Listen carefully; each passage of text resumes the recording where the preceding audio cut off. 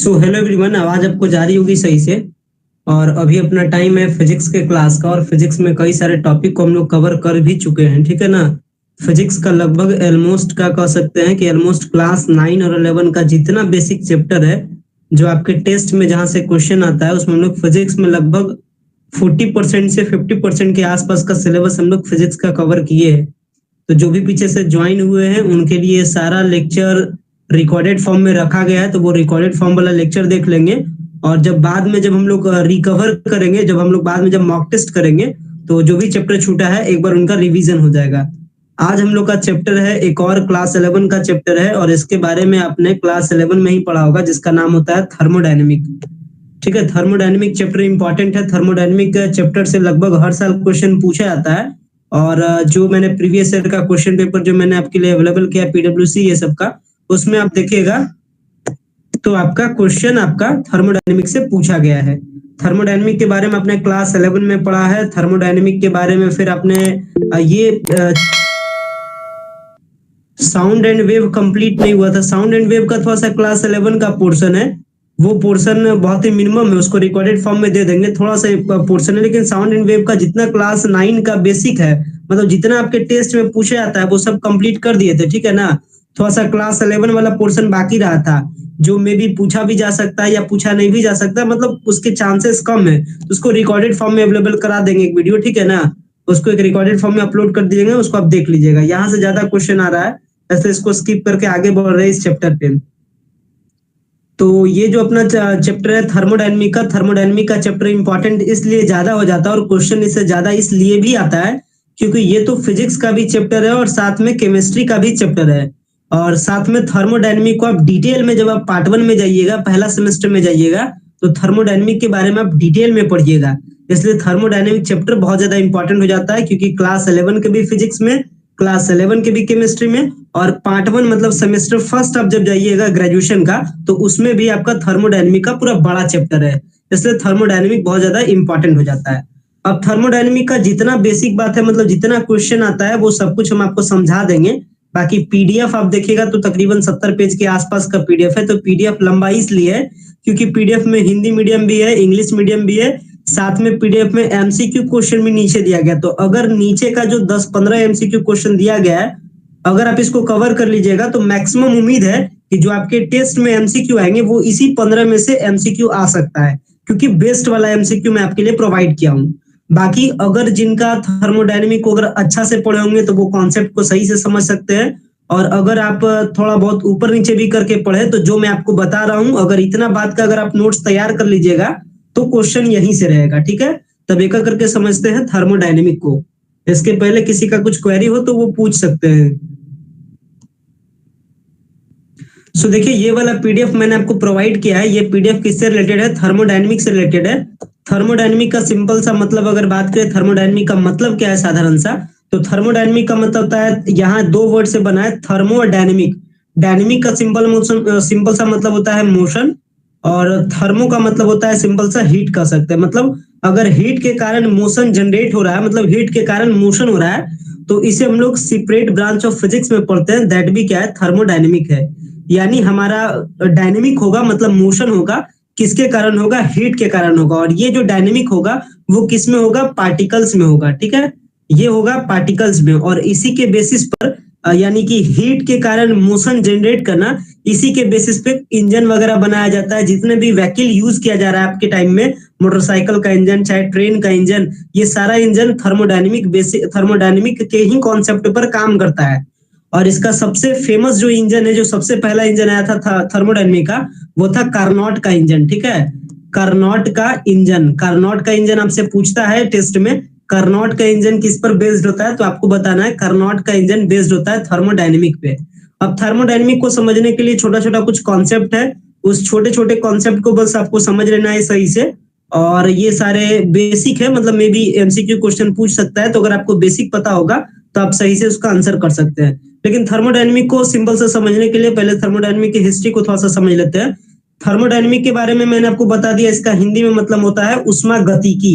यानी उष्मा के कारण गति होगा, यानी हीट के कारण मोशन होगा, तो हम लोग कहेंगे थर्मोडायनेमिक। और थर्मोडायनेमिक को लेकर के जो कॉन्सेप्ट आया था ये थर्मोडायनेमिक को लेकर के कुछ लॉज है जिससे क्वेश्चन पूछता है आपका। थर्मोडायनेमिक का बेसिकली 4 लॉ है, ठीक है। Zero law of thermodynamic, first law of thermodynamic, second law of thermodynamic, third law of thermodynamic question आपका पूछता है। और जो क्वेश्चन पूछा है वो पूछा है जीरो लॉ ऑफ थर्मोडायनेमिक क्या होता है, फर्स्ट लॉ ऑफ थर्मोडायनेमिक क्या होता है, सेकेंड लॉ ऑफ थर्मोडायनेमिक क्या होता है। साथ में क्वेश्चन पूछता है कि फर्स्ट लॉ ऑफ थर्मोडायनेमिक किसको बताता है, कंजर्वेशन ऑफ एनर्जी को बताता है या कंजर्वेशन ऑफ मास को बताता है, मतलब मास के संरक्षण के बारे में बताता है या ऊर्जा के संरक्षण के बारे में बताता है। तो हम लोग फर्स्ट लॉ और सेकंड लॉ के बारे में आगे पढ़ेंगे, इस पीडीएफ में डिस्कस भी है, लेकिन जीरोथ लॉ ऑफ थर्मोडायनेमिक के बारे में थोड़ा सा पढ़ लेंगे क्योंकि इस पीडीएफ में उसको इंक्लूड नहीं किया गया है क्योंकि बेसिक है। जीरो लॉ ऑफ थर्मोडायनेमिक को समझ जाइए, ठीक है। जीरोथ लॉ ऑफ थर्मोडायनेमिक कहलाता है। ये जो जीरोथ लॉ ऑफ थर्मोडायनेमिक है इसको दिया था न्यूटन ने, और न्यूटन के अकॉर्डिंग कहना था, न्यूटन के according zeroth law of thermodynamic के माध्यम से यही बताया जाता था। इसमें बताया गया था टेम्परेचर के कॉन्सेप्ट को, यानी कहने का मतलब तापमान के बारे में जीरोथ लॉ ऑफ थर्मोडायनेमिक बताता है। बताता क्या है, कहता है अगर आपके पास 3 ब्लॉक हो, ए और एक ब्लॉक हो बी और एक ब्लॉक हो सी, कहता है कि ए और बी अगर थर्मोडायनेमिकली अगर इक्वल हो, मतलब ये दोनों का टेम्परेचर इक्वल हो, और ए और सी थर्मोडायनेमिकली इक्वल हो, मतलब ए और सी के साथ इक्वल हो, तो इसका मतलब होता है कि बी भी सी के साथ क्या होगा, इक्वल होगा। आगे बात समझ में, जीरोथ लॉ ऑफ थर्मोडायनेमिक क्या है, यानी कि उष्मागतिकी का शून्य नियम। जीरोथ लॉ ऑफ थर्मोडायनेमिक यही कहता है कि अगर आपके पास 3 सेक्शन हो, 3 ब्लॉक हो, लेट अस सपोज ए हो, बी हो, सी हो, अगर ए बी के साथ थर्मोडायनेमिकली इक्वल हो, थर्मोडायनेमिकली इक्वल मतलब दोनों का टेम्परेचर इक्वल हो, और ए सी के साथ थर्मोडायनेमिकली इक्वल हो, तो इसका मतलब होता है कि बी सी के साथ भी इक्वल होगा। तो इस पर भी डायरेक्टली आपका एमसीक्यू क्वेश्चन पूछेगा, तो आप ध्यान रखिएगा ये कौन सा इक्वेशन बताता है, ये कौन सा आपका बताता है, तो जीरोथ लॉ ऑफ थर्मोडायनेमिक बताएगा, ठीक है। तो इसके बारे में ध्यान रखिएगा। तो ये तो हो गई जीरोथ लॉ ऑफ थर्मोडायनेमिक। अब एक एक करके कॉन्सेप्ट को समझते हैं। सबसे पहला आता है सिस्टम के बारे में। तो सिस्टम का मतलब होता है, मान लेते हैं सिस्टम का मतलब होता है जिस पे आप ऑब्जर्वेशन कर रहे हैं। मान लेते हैं एक टेस्ट ट्यूब है, अगर आप इस टेस्ट ट्यूब पे ऑब्जर्वेशन करते हैं तो यही हमारा क्या हो जाएगा, सिस्टम हो जाएगा। और बाकी सिस्टम के जो बाहर का जो सराउंड, जो बाकी जो सिस्टम, ये जो सिस्टम जिसको समझ रहे हैं, यानी जिसपे हम लोग ऑब्जर्वेशन कर रहे हैं, इसके अलावा बाहर का जितना भी है वो क्या कहला जाएगा, उसके लिए सराउंडिंग कहला जाएगा, ठीक है। तो सिस्टम सराउंडिंग दो बात है। सिस्टम सराउंडिंग से आगे बढ़ रहे हैं। सिस्टम सराउंडिंग के बाद यहां से क्वेश्चन देखिए पूछता है आपका ओपन सिस्टम क्या है, इसके बाद आइसोलेटेड सिस्टम क्या है, क्लोज्ड सिस्टम क्या है, ये समझिएगा। मतलब ओपन सिस्टम का मतलब खुला तंत्र, ठीक है, हिंदी में इसको कहेंगे खुला तंत्र। तो पीडीएफ में हिंदी इंग्लिश दोनों है, हिंदी वाले जो भी रहे आप, मैं समझा दे रहा हूं, और अगर समझने में डिफिकल्टी हो तो बताइएगा। ओपन सिस्टम कहने का मतलब होता है कि अगर सिस्टम से, सिस्टम आपने समझा था कि जिसपे हम लोग ऑब्जर्वेशन करें, अगर सिस्टम से अगर सिस्टम से एनर्जी और मैटर का एक्सचेंज हो रहा है तो ये कहलाता है ओपन सिस्टम। तो आप बस याद रखिएगा, पूछेगा आपसे open system defined energy, exchange of energy, exchange of matter, या बोथ एक्सचेंज ऑफ एनर्जी और मैटर, या नॉन ऑफ दिस। तो आपको बताना है ओपन सिस्टम यानी खुला तंत्र का मतलब होता है एनर्जी और मैटर दोनों का एक्सचेंज होना, ठीक है। आगे बढ़ते हैं। इसके बाद आता है यहाँ पे आइसोलेटेड सिस्टम। आइसोलेटेड सिस्टम के बारे में समझिएगा। आइसोलेटेड सिस्टम के बारे में अगर बात की जाए तो आइसोलेटेड सिस्टम का मतलब होगा नो एक्सचेंज ऑफ एनर्जी, यानी एनर्जी तो एक्सचेंज नहीं करेगा। मान लेते हैं हमारा ये सिस्टम है, तो सिस्टम क्या करेगा, ये हमारा सराउंडिंग है, मतलब बाहर का एरिया सिस्टम का। अगर सिस्टम के साथ सराउंडिंग अगर एनर्जी का एक्सचेंज नहीं हो बट मैटर का एक्सचेंज हो, मतलब पदार्थ इधर से उधर हो सकता है, तो वैसी सिचुएशन में हम लोग क्या कहेंगे, ये हम लोग कहेंगे आइसोलेटेड सिस्टम। तो आइसोलेटेड सिस्टम के बारे में समझ गए, जिसका मतलब होता है हिंदी में पृथक सिस्टम, ठीक है, पृथक तंत्र कह सकते हैं। आइसोलेटेड सिस्टम का मतलब पृथक तंत्र। तो ये हो गया आइसोलेटेड सिस्टम के बारे में। और यही देखिए यहाँ पे समझाया भी जा रहा है, यहाँ पे समझाया देखिए जा रहा है कि एनर्जी का एक्सचेंज आइसोलेटेड सिस्टम में नहीं होगा। यहाँ पे देखिए पिक्टोरियली दिखाया जा रहा है कि एनर्जी का एक्सचेंज नहीं होगा। तो समझ जाइएगा ओपन सिस्टम क्या होता है और आइसोलेटेड सिस्टम क्या होता है। इसके बाद आगे बढ़ते हैं। तो यहाँ से मोस्ट इंपॉर्टेंट, अब बात हम लोग जिस सिस्टम को लेकर के कर रहे हैं, यानी जिस पर भी हम लोग ऑब्जर्वेशन कर रहे हैं, मान लेते हैं कि हम लोग इस पे ऑब्जर्वेशन कर रहे हैं, ये हमारा क्या हो जाएगा, सिस्टम हो जाएगा, यानी तंत्र हो जाएगा। और ये जो हमारा जो बाहर का जो एरिया है जिसको हम लोग सराउंडिंग कहते हैं, यानी परिवेश कहते हैं, इस सराउंडिंग और सिस्टम में सबसे मोस्ट इंपॉर्टेंट इस सिस्टम पे काम होता है। और याद रखिएगा कि सिस्टम को डिफाइन करने के लिए थर्मोडायनेमिक में 4 वेरिएबल है, ठीक है।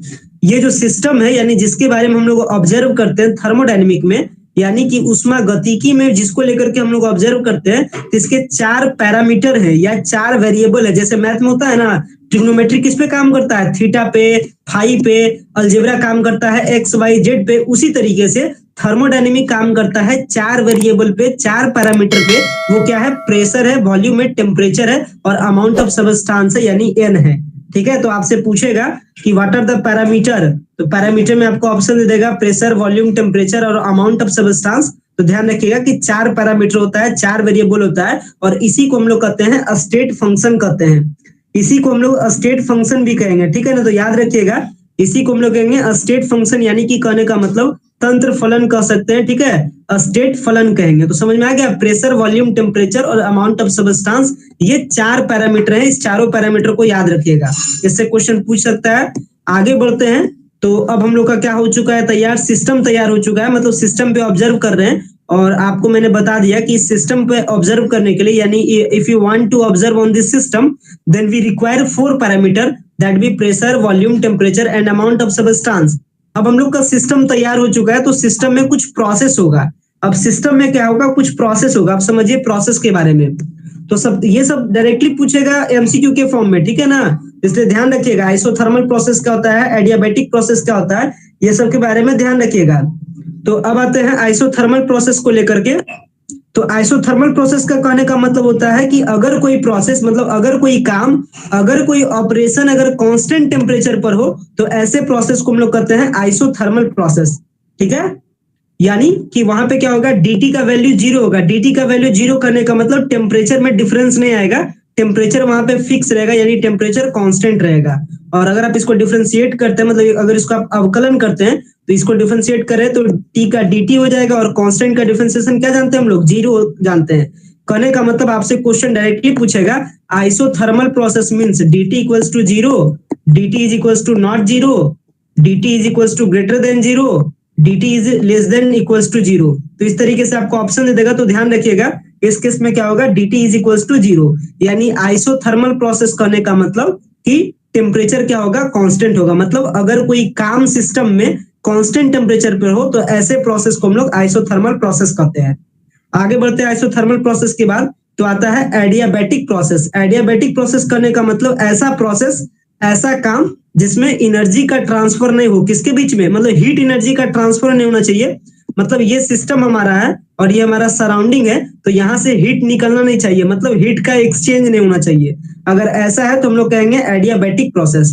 इसके बाद same as isobaric process. Isobaric process के बारे में बात की जाए यानी समदाबीय प्रक्रिया।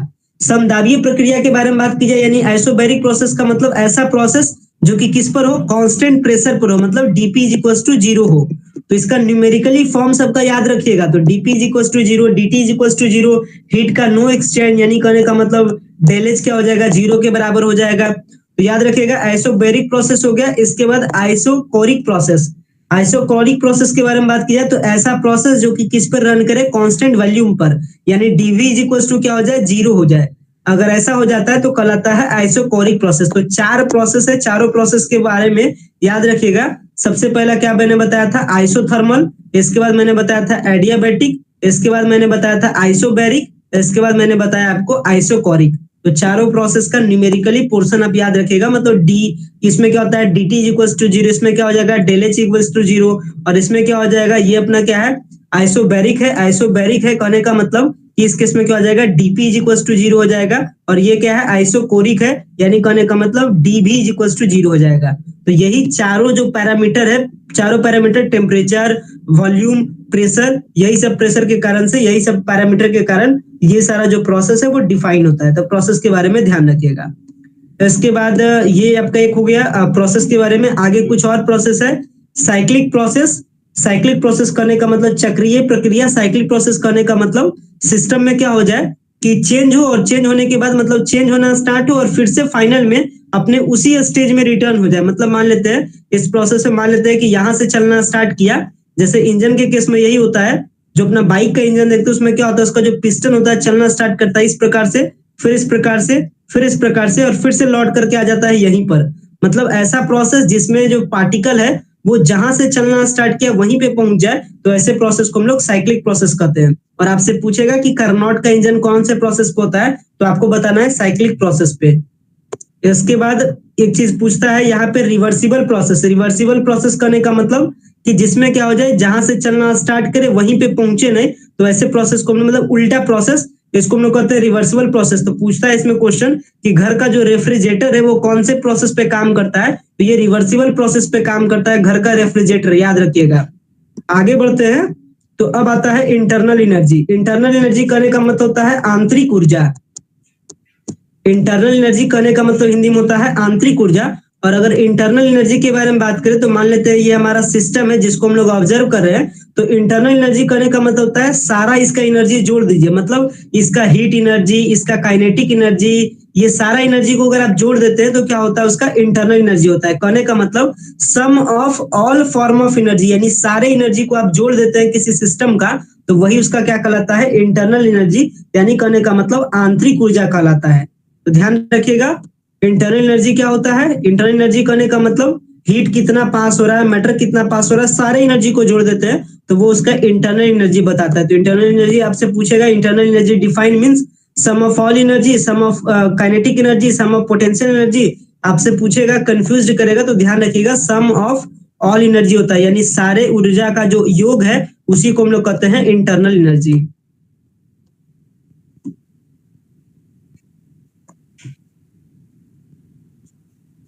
इसके बाद ध्यान रखिएगा इंटरनल एनर्जी का वैल्यू क्या होता है। इंटरनल एनर्जी को डिनोट किया जाता है यू से। इंटरनल एनर्जी को जो डिनोट किया जाएगा वो डिनोट किया जाएगा यू से, यानी आंतरिक ऊर्जा को हम लोग लिखते हैं यू से। और इंटरनल एनर्जी हमारा क्या होता है, यूवी माइनस यू ए, मतलब final internal energy minus initial internal energy ही क्या होता है, डेल यू के बराबर होता है। यानी इंटरनल एनर्जी का जो वैल्यू है, तो ये आपसे पूछेगा डेल यू क्या होता है, तो डेल यू बताइएगा कि यूबी माइनस यू ए के बराबर होता है। ये हो गया इंटरनल एनर्जी को लेकर के बात। तो इसके बाद देखिए क्वेश्चन यहां से पूछेगा,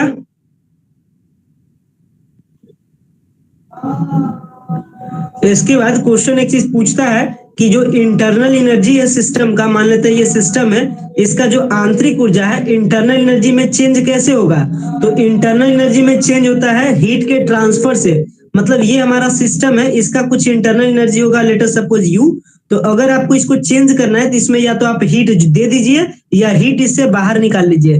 तो आपसे ध्यान रखिएगा इंटरनल एनर्जी कैसे चेंज होगा, तो ट्रांसफर ऑफ हीट से होगा, यानी कि उष्मा के देने से या उष्मा उससे लेने से। तो इसमें इससे क्या होता है, इंटरनल एनर्जी हमारा चेंज होता है। तो क्वेश्चन आपसे पूछ सकता है इंटरनल एनर्जी कैसे चेंज होगा, तो बताइएगा ट्रांसफर ऑफ हीट के कारण चेंज होगा। इसके बाद एक चीज याद रखिएगा, अगर आप अगर आप अगर आप क्या करते हैं कि ये हमारा सिस्टम है, ये हमारा सराउंडिंग है, अगर आप हीट एनर्जी को सराउंडिंग से सिस्टम में देते हैं तो हमेशा प्लस क्यू होगा, और अगर आप सिस्टम से सराउंडिंग में लेते हैं तो हमारा माइनस क्यू होगा। ये आपसे पूछ सकता है, तो ध्यान रखिएगा, जो जो इंपॉर्टेंट पॉइंट है बताते जा रहे हैं। इसके बाद इंटरनल एनर्जी को इस तरीके से भी लिख सकते हैं, इंटरनल एनर्जी बराबर क्या होता है हमारा, हीट प्लस वर्क। यानी इंटरनल एनर्जी का मतलब होता है कि आप हीट एनर्जी को जोड़िए ट्रांसफर ऑफ हीट, और प्लस में अमाउंट ऑफ वर्क, यानी उस सिस्टम के द्वारा कितना काम होता है, उस सिस्टम के द्वारा कितना काम होता है और उस सिस्टम कितना हीट देता है या लेता है, यही दोनों के सम को, यानी वर्क और हीट के सम को हम लोग एनर्जी भी कहते हैं, टोटल एनर्जी कहते हैं। और इसी को हम लोग कहते हैं फर्स्ट लॉ ऑफ थर्मोडायनेमिक। याद रखिएगा ये क्वेश्चन पूछा गया है, first law of thermodynamic. First law of thermodynamic generally बार बार पूछता है, इसलिए याद रखिएगा फर्स्ट लॉ ऑफ थर्मोडायनेमिक का न्यूमेरिकल फॉर्मूला क्या है। इसका न्यूमेरिकल फॉर्मूला है change in internal energy is equal to Q plus W, यानी कि heat energy sum of heat energy plus sum of work. और ये किस पर काम करता है, law of conservation of energy पे काम करता है। क्वेश्चन आपसे पूछेगा फर्स्ट लॉ ऑफ थर्मोडायनेमिक, और ये क्वेश्चन पूछा हुआ भी है। देखिए मैं आपको क्वेश्चन भी दिखाता हूँ, इसलिए बता रहा हूँ ये इंपॉर्टेंट क्वेश्चन है, first law of conservation of energy पे काम करता है। देखिए ये क्वेश्चन पूछा है, ये क्वेश्चन पूछता है, इसलिए बार बार कर इस पे ध्यान रखिएगा।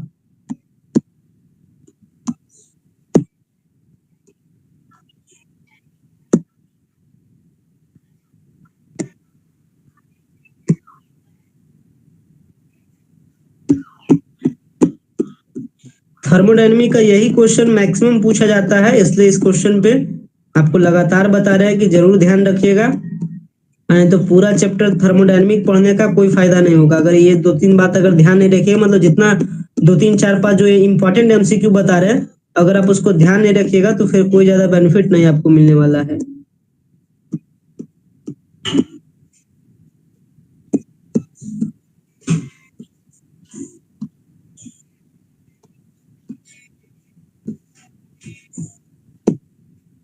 देखिए ना, देखिए क्वेश्चन है डायरेक्टली, देखिए पूछा गया है first law of thermodynamic is a statement, किसका स्टेटमेंट है? कंजर्वेशन ऑफ मोमेंटम का, कंजर्वेशन ऑफ एनर्जी का, या कंजर्वेशन ऑफ एंगुलर मोमेंटम का, या नन ऑफ दीज? बताइए।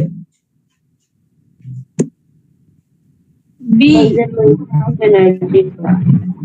तो ये किसके लिए कंजर्वेशन ऑफ एनर्जी? हाँ ठीक है ना, इसलिए बता रहे क्वेश्चन इंपॉर्टेंट है, ध्यान रखिएगा। तो फर्स्ट लॉ ऑफ थर्मोडायनेमिक किसको डिफाइन करता है? कंजर्वेशन ऑफ एनर्जी को डिफाइन करता है। और यही, और थर्मोडायनेमिक से 1 से 2 क्वेश्चन पूछता है, और थर्मोडायनेमिक से क्वेश्चन पिछले बार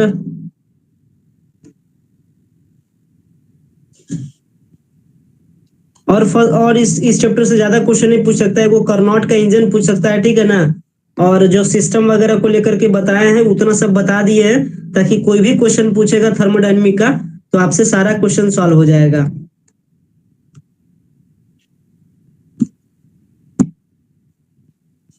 तो यहां तक बात कर चुके थे, इसका न्यूमेरिकल फॉर्म भी याद रखिएगा। फर्स्ट लॉ ऑफ थर्मोडायनेमिक का न्यूमेरिकल फॉर्म है कि del U is equal to Q plus W, और ये किसको बताता है? Law of conservation of energy को बताता है, और यही फर्स्ट लॉ ऑफ थर्मोडायनेमिक कहलाता है। तो फर्स्ट लॉ ऑफ थर्मोडायनेमिक से आगे बढ़ते हैं, तो वर्क को डिफाइन करने का एक फॉर्मूला है,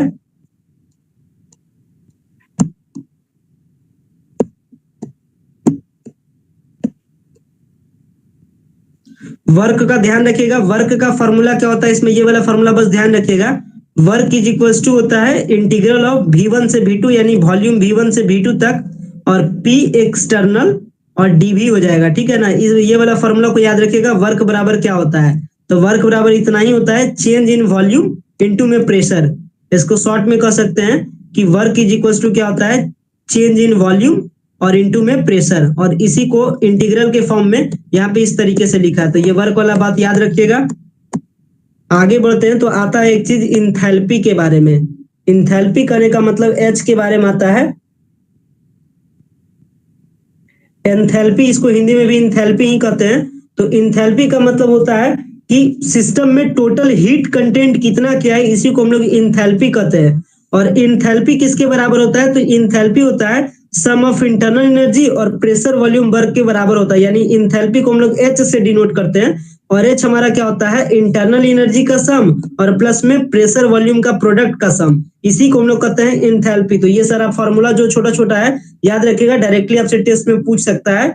एच इज इक्वल टू क्या होता है? तो एच इज इक्वल टू होता है sum of internal energy plus pressure into volume. ये हो गया इंथैल्पी के बारे में।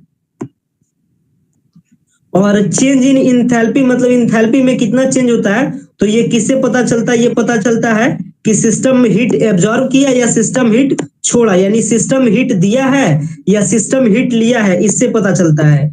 तो चेंज इन इंथैल्पी का किससे पता चलता है? तो चेंज इन इंथैल्पी के बारे में पता चलता है कि सिस्टम हीट दिया है, मतलब देगा सिस्टम तो माइनस हो जाएगा, और लेगा सिस्टम तो प्लस हो जाएगा। तो सिस्टम हीट दिया है या हीट लिया है, उससे पता चलता है इंथैल्पी में चेंज के बारे में।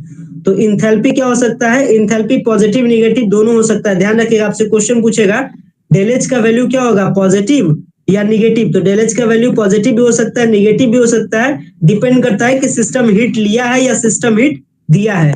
अब बताइए, अगर सिस्टम हीट लिया है यानी सिस्टम हीट लिया है, तो उस केस में इंथैल्पी पॉजिटिव होगा या निगेटिव होगा? पॉजिटिव।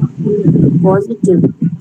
तो उस केस में क्या हो जाएगा? इंथैल्पी का वैल्यू क्या हो जाएगा? पॉजिटिव हो जाएगा, याद रखना है। और ये इसको इस तरीके से भी रख सकते हैं, एक्सोथर्मिक रिएक्शन और एंडोथर्मिक रिएक्शन में। एक्सोथर्मिक रिएक्शन करने का मतलब जिसमें हीट निकलता है, तो उस केस में इंथैल्पी क्या हो जाएगा? निगेटिव। और एंडोथर्मिक रिएक्शन करने का मतलब जिसमें सिस्टम हीट लेता है, तो उस केस में क्या हो जाएगा? पॉजिटिव। तो अगर रिएक्शन के फॉर्म में पूछे तो याद रखिएगा, एक्सोथर्मिक में हो जाएगा इंथैल्पी निगेटिव, और एंडोथर्मिक में हीट इंथैल्पी क्या हो जाएगा? पॉजिटिव। इसके बाद ये रिलेशन है, रिलेशन का ज्यादा पूरा कैलकुलेशन आपको याद नहीं रखना है, बस एक फॉर्मूला याद रखिएगा। रिलेशन किसके बीच में है? चेंज इन इंथैल्पी और चेंज इन किस में है? इंटरनल एनर्जी यानी आंतरिक ऊर्जा और एंथैल्पी के बीच में एक रिलेशन है, ये वाला रिलेशन है कि डेल एच का वैल्यू क्या होता है, यानी इंथैल्पी का वैल्यू होता है del U plus del M G into में आर टी। टी यहाँ पे टेम्परेचर है, आर यहाँ पे कांस्टेंट है। इसके बाद आता है दो प्रॉपर्टी सिस्टम का। सिस्टम का दो प्रकार का प्रॉपर्टी होता है, एक तो होता है एक्सटेंसिव और एक होता है इंटेंसिव। एक्सटेंसिव करने का मतलब व्यापक और इंटेंसिव करने का मतलब गहन गुण और व्यापक गुण। एक्सटेंसिव करने का मतलब ऐसा प्रॉपर्टी जो कि डिपेंड करता है क्वांटिटी और साइज ऑफ, मतलब कि क्वांटिटी और साइज ऑफ मैटर पे डिपेंड करे। यानी ये जो सिस्टम है, अगर सिस्टम का प्रॉपर्टी इसके मैटर पे डिपेंड करे, इसके साइज पे डिपेंड करे, अगर सिस्टम का प्रॉपर्टी कहने का मतलब अगर सिस्टम का प्रॉपर्टी डिपेंड करे मैटर के साइज पे, तो ये क्या कहा जाएगा? Extensive property. और एक्सटेंसिव प्रॉपर्टी में क्या क्या आता है? तो एक्सटेंसिव प्रॉपर्टी में आता है मास, वॉल्यूम, मतलब कौन कौन सा ऐसा प्रॉपर्टी है जो डिपेंड करता है मैटर पे, तो मास, वॉल्यूम, इंथैल्पी, ये सब कैसा है? Extensive property. तो आपसे पूछेगा कि इंथैल्पी क्या है? एक्सटेंसिव प्रॉपर्टी, इंटेंसिव प्रॉपर्टी या कुछ और? तो ध्यान रखिएगा, मास, वॉल्यूम, इंथैल्पी कैसा है? एक्सटेंसिव प्रॉपर्टी है। इसके बाद आगे आता है इंटेंसिव प्रॉपर्टी, मतलब वैसा प्रॉपर्टी, यानी कहने का मतलब गहन गुण। गहन गुण कहने का मतलब वैसा प्रॉपर्टी जो मैटर के साइज या ये सब पर डिपेंड नहीं करे, तो उसको हम लोग कहते हैं इंटेंसिव प्रॉपर्टी। और इसमें क्या क्या हो जाएगा? टेम्परेचर, डेंसिटी, प्रेशर, ये सब कैसा प्रॉपर्टीज है? इंटेंसिव प्रॉपर्टीज है। तो याद रखिएगा।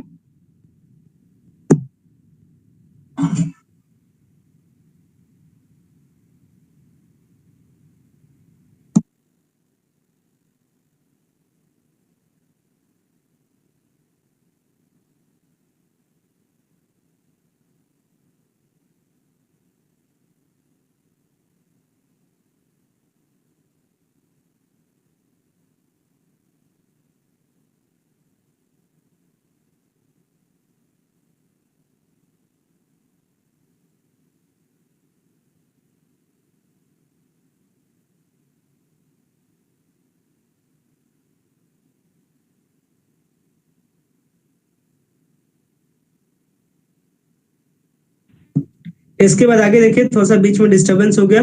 इंटेंसिव एक्सटेंसिव समझ चुके थे, यानी और इसके बाद आता है हीट कैपेसिटी। यहां से भी क्वेश्चन पूछता है। हीट कैपेसिटी भी क्लास 9 के लिहाजे से भी इंपॉर्टेंट है, क्लास 11 के भी लिहाजे से इंपॉर्टेंट है, और थर्मोडायनेमिक्स से भी इंपॉर्टेंट है।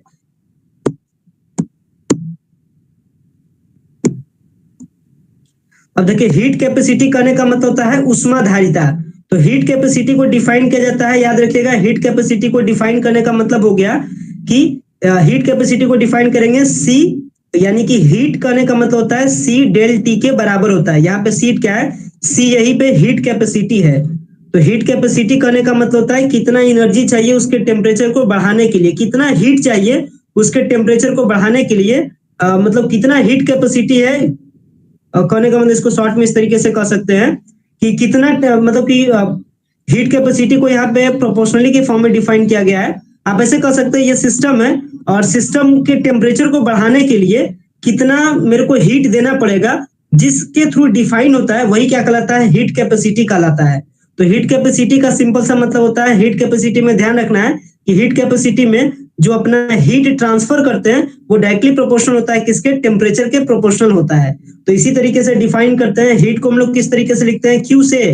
तो और यहाँ पे जो अपना प्रोपोर्शनलिटी कांस्टेंट है, यानी ये जो अपना गुना, ये जो नियंतांक है, इसको हटाने के लिए हम लोग ये कांस्टेंट का यूज करते हैं। तो इसी तरीके से आता है Q is equal to C del T.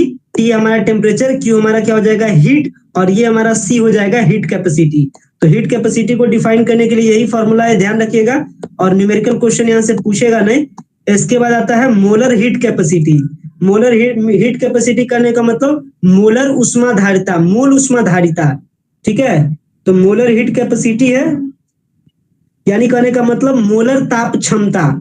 इसका कहने का मतलब होता है कि कितना हीट आपको चाहिए टेम्परेचर को बढ़ाने के लिए 1 केल्विन से, यानी कितना आपको हीट चाहिए किसी भी सबस्टांस का टेम्परेचर बढ़ाने के लिए, कितना से टेम्परेचर बढ़ाना है? 1 केल्विन से। यानी जितना आपको हीट चाहिए किसी सिस्टम का टेम्परेचर 1 केल्विन से बढ़ाने के लिए, इसी को हम लोग कहते हैं मोलर हीट कैपेसिटी।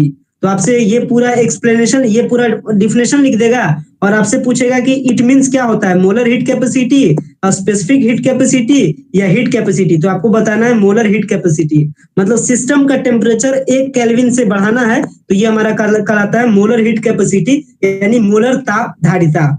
इसके बाद आगे आते हैं स्पेसिफिक हीट कैपेसिटी। तो स्पेसिफिक हीट कैपेसिटी इतना ही कहता है कि अगर यूनिट मास, यानी करने का मतलब मास में कह सकते हैं 1 केजी के मास को अगर 1 केल्विन से बढ़ाना है तो ये हमारा हो जाता है स्पेसिफिक हीट कैपेसिटी, यानी विशिष्ट ताप धारिता। और इसका फॉर्मूला क्या हो जाता है, Q is equal to C cross M और क्रॉस T अपना हो जाएगा, यानी T यानी Q इज इक्वल टू, यानी कितना हीट चाहिए किसके लिए, तो 1 यूनिट मास को बढ़ाने के लिए 1 टेम्परेचर से। यहाँ पे इस तरीके से रखेंगे, यानी Q इज इक्वल टू क्या हो जाएगा, CM डेल T। तो ये अपना हो गया स्पेसिफिक हीट कैपेसिटी। तो बस यहाँ का तीनों का मतलब याद करके रखिएगा। हीट कैपेसिटी का मतलब क्या होता है, इसके बाद मोलर हीट कैपेसिटी का मतलब क्या होता है, और स्पेसिफिक हीट कैपेसिटी का क्या मतलब, तीनों का अपना अपना मतलब है जो आप ध्यान रखिएगा। इसके बाद अब आ जाएगा एक रिलेशन अपना सीपी और सीवी के बीच में, सीपी और सीवी के बीच में। और यहाँ आइडियल गैस है। आइडियल गैस करने का मतलब वैसा गैस जो आइडियल गैस इक्वेशन को फॉलो करे, आइडियल गैस लॉ को फॉलो करे, वो कहलाता है आइडियल गैस। तो आइडियल गैस से आपसे पूछे रहेगा सीपी और सीवी के बीच का रिलेशन याद रखिएगा। सीपी का मतलब क्या हो गया, सीपी का मतलब हो गया कांस्टेंट वॉल्यूम हीट कैपेसिटी, मतलब कांस्टेंट वॉल्यूम का हीट कैपेसिटी क्या है और कांस्टेंट प्रेशर का हीट कैपेसिटी क्या है, ये सीपी सीवी के बीच में रिलेशन होता है। सीपी सीवी के बीच में रिलेशन क्या है, यहाँ देखिए रिलेशन नीचे है, CP minus CB is equal to R, बस यही याद आप रखिएगा, CP minus CB is equal to R होता है। यानी कहने का मतलब heat capacity at a constant pressure, यानी कि निश्चित दाब का जो उष्माधारिता है और निश्चित वॉल्यूम का जो उष्माधारिता है, दोनों को लेस देन करते हैं, दोनों को सब्ट्रैक्ट करते हैं, तो ये आर के बराबर होता है। आर अपना क्या है, कांस्टेंट है। ये चीज के बारे में ध्यान रखिएगा, CP minus CB is equal to R, यहाँ पे यही याद रखिएगा। इसके बाद एक थर्मोमीटर वगैरह, थर्मोमीटर वगैरह को आप स्किप कीजिएगा।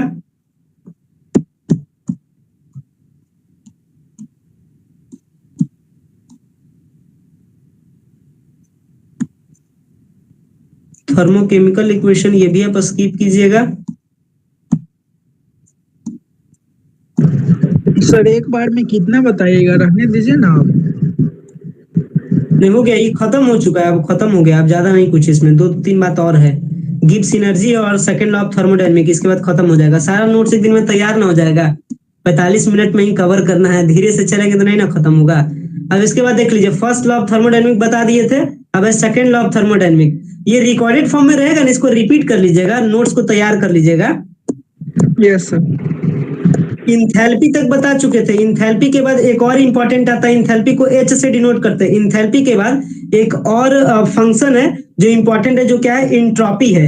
इंट्रॉपी को हम लोग एस से लिखते हैं, इंट्रॉपी को हम लोग एस से लिखते हैं। और इंट्रॉपी क्या बताता है, इंट्रॉपी सिस्टम को बताता है रेंडमनेस, मतलब सिस्टम के अंदर जो मैटर का जो मूवमेंट है वो कितना ज्यादा हो रहा है, मतलब कितना अंदर में कोलाइड कर रहा है या क्या कर रहा है, इसको जो डिफाइन करता है, यानी जो सिस्टम का जो रैंडमनेस है या सिस्टम का जो डिसऑर्डर है, ये डिफाइन किया जाता है इंट्रॉपी से। और ध्यान रखिएगा, क्वेश्चन यहाँ पे बनता है, इंट्रॉपी सबसे ज्यादा मिनिमम होता है सॉलिड स्टेट में, मतलब सॉलिड स्टेट ठोस होता है, इसके कारण इसके जो अंदर का जो एटम का जो कोलिजन है, या कह सकते हैं एटम के अंदर के जो बीच का जो रेंडमनेस है वो कम होता है, और वही गैस में सबसे ज्यादा होता है। तो पूछेगा आपसे क्वेश्चन, इंट्रॉपी मैक्सिमम किस में होता है, तो इंट्रॉपी मैक्सिमम होता है गैसियस स्टेट में, इसके बाद हो जाएगा लिक्विड में, और इसके बाद सबसे कम हो जाएगा सॉलिड में। तो ये वाला सीरीज याद रखिएगा।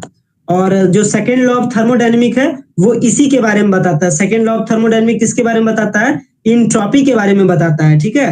तो ध्यान रखिएगा, सेकेंड लॉ ऑफ थर्मोडायनेमिक किसको लेकर के डिफाइन करता है, इंट्रॉपी को लेकर के डिफाइन करता है। तो ये बस यहाँ का बात है, और इसको आप छोड़ दीजिएगा।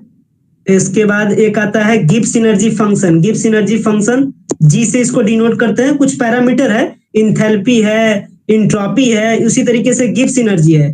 और गिब्स एनर्जी क्या है, एक थर्मोडायनेमिकल फंक्शन है जो कि डिफाइन होता है। गिब्स एनर्जी कैसे डिफाइन होता है, H माइनस टी एस से।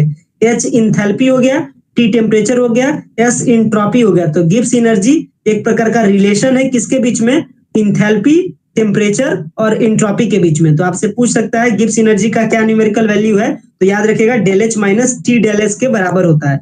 ये हो गया गिब्स एनर्जी। और गिब्स एनर्जी याद रखिएगा किस प्रोसेस के लिए पॉजिटिव होता है और निगेटिव होता है। तो अगर आपका प्रोसेस नॉन स्पॉन्टेनियस हो, मतलब कोई प्रोसेस रुक रुक करके हो, तो उसके लिए गिब्स एनर्जी का वैल्यू पॉजिटिव होगा। और अगर ऐसा नहीं होता है, अगर नॉन स्पॉन्टेनियस होता है, तो इस केस में गिब्स एनर्जी का जो वैल्यू है वो आपका निगेटिव होगा। तो पॉजिटिव केस में होगा और निगेटिव किस केस में होगा, याद रखिएगा।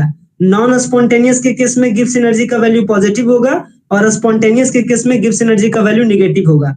बस इतना ही बात है और कुछ बात नहीं, और यही सब हिंदी में बताया गया है।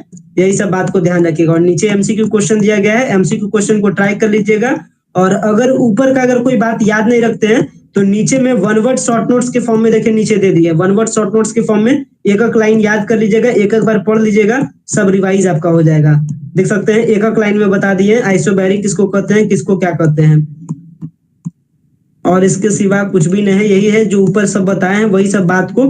हाँ, एक चीज और इसमें इंपॉर्टेंट है, एक चीज और देख लीजिए, डिग्री ऑफ फ्रीडम को, ठीक है ना। डिग्री ऑफ फ्रीडम ये पूछता है क्वेश्चन।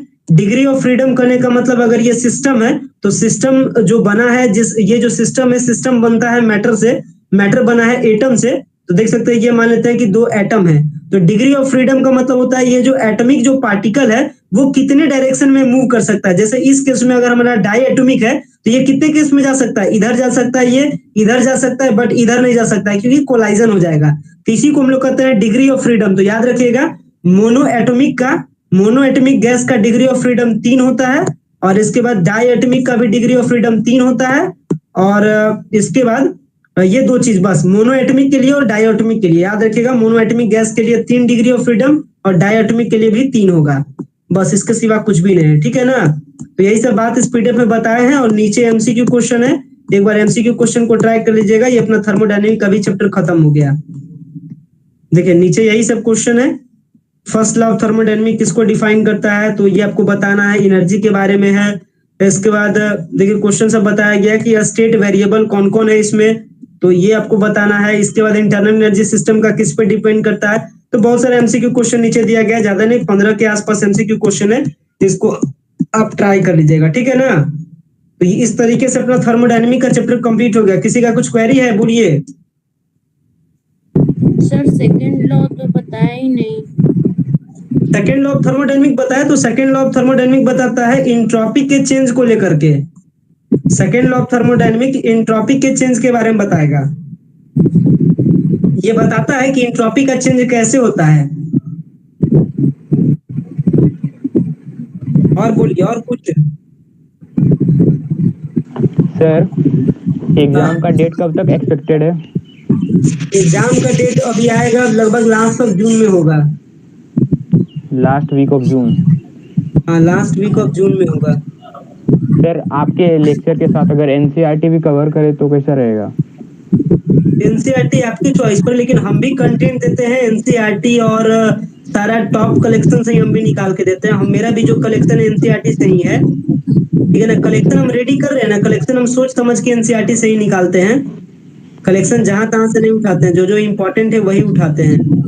तो आप एनसीईआरटी कीजिएगा तो उसमें आपका ज्यादा टाइम जाएगा ना, इससे अच्छा आप पीडीएफ को पढ़िए और जो क्लास में बताएं उसका नोट्स बनाइए और उसी को बस याद कीजिए, इसी से क्वेश्चन आएगा।